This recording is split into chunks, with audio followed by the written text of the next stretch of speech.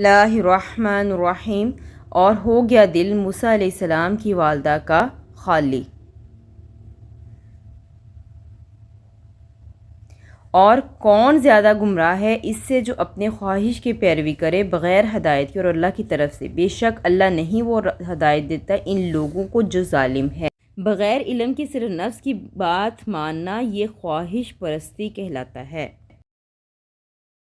غیب سے متعلق وہ چیزیں ہیں جو حواس خمسہ سے معلوم نہیں کی جا سکتی اور ہماری عقل بھی ان کا ادراک نہیں کر سکتی۔ قیامت کے قریب ایک جانور نکلے گا جو لوگوں کی پیشانیوں پر نشان لگائے گا، جس کی وجہ سے لوگ نشانی والے کے طور پر پہچانے جائیں گے۔ اللہ نے رات اس لیے بنائی تاکہ انسان اس میں سکون پائے۔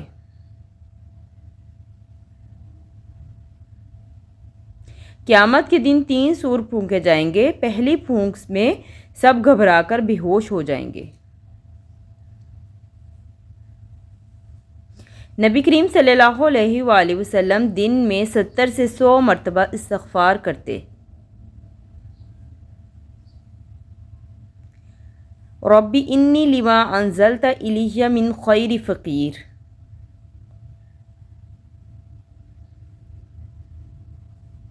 ہر چیز کو اس نظر سے دیکھیں کہ یہ میری نہیں اللہ کی ہے، پھر دوسروں کو دینا آسان ہو جائے گا۔ لوگوں سے ملنے والی تکلیف پر اگر صبر کیا جائے تو یہ تکلیف ثواب کا باعث ہوتی ہے۔